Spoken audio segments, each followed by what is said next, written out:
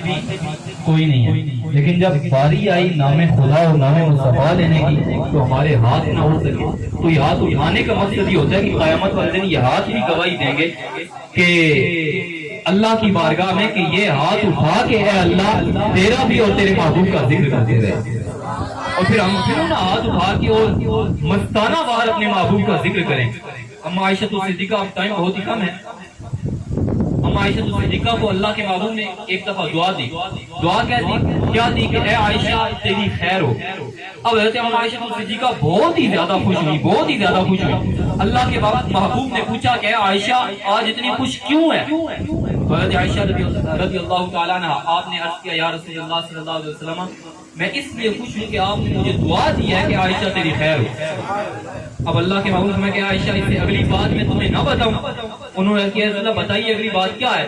کہ میں اے عائشہ جو دعا تجھے میں نے زندگی میں ایک بار دی اور تو اتنی خوش ہوئی ہے، یہ دعا میں ہر روز اپنی امت کے لیے 70 مرتبہ کرتا ہوں۔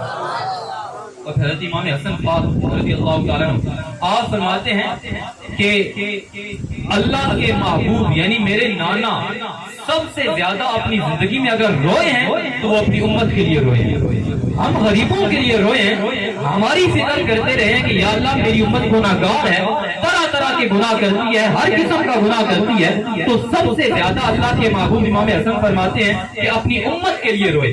اور عام بندہ اگر روئے نا بند کمرے کے اندر بیٹھ کر خوف خدا سے ایک مکھی کے پر جتنا آنسو نکالے تو اللہ تعالیٰ اس بندے کے سارے گناہوں کو مٹا دیتا ہے۔ تو عام بندہ اگر مکھی کے پر جتنا آنسو نکالے اللہ سارے گناہوں کو معاف کر دے تو یہ کیسے ہو سکتا ہے کہ اللہ کے محبوب ساری زندگی اپنی امت کے لیے روتے رہے؟ میدان محشر میں بھی جب سجدے سے سر اٹھائیں گے آپ کی آنکھوں سے آنسو جاری ہوں گے۔ یہ ہو نہیں سکتا کہ اللہ کے محبوب اپنی امت کے لیے روئے ہو اور اللہ اپنی امت کے اپنے محبوب کی امت کے لوگوں کو جہنم میں داخل کر، یہ بالکل نہیں ہو سکتا۔ یہ یقین رکھیں کہ اللہ کے محبوب ہمیں جہنم کی ہوا بھی نہیں لگنے دیں گے بلکہ اپنے دامن شفاعت کے اندر چھپا کر ہمیں جنت کے اندر لے جائیں گے۔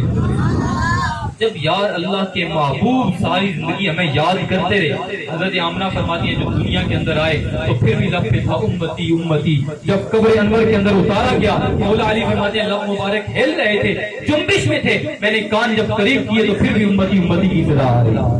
جب اللہ کے محبوب نے ہر جگہ ہمیں یاد رکھا، یاد کیا، اور بروز قیامت بھی ہم اگر جنت میں جائیں گے تو محبوب خدا کی شفاعت کی وجہ سے جائیں گے، تو ہمارا بھی تو حق بنتا ہے کہ آج بیٹھ کے جو ہے مل کے اللہ اور اس کے محبوب کا ذکر کریں۔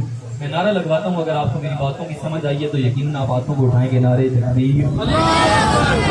جن کے ابھی نہیں اٹھے میں پھر دعا کرتا ہوں اللہ ان کے بھی ہاتھوں میں یہ طاقت ہے جو ہاتھ مصطفیٰ کی میلاد کے صدقے سے ملے ہیں کہ وہ اٹھا کے اپنے محبوب کا نام پکارے۔ نعرہ رسالت، نعرہ تحقیق، نعرہ حیدر۔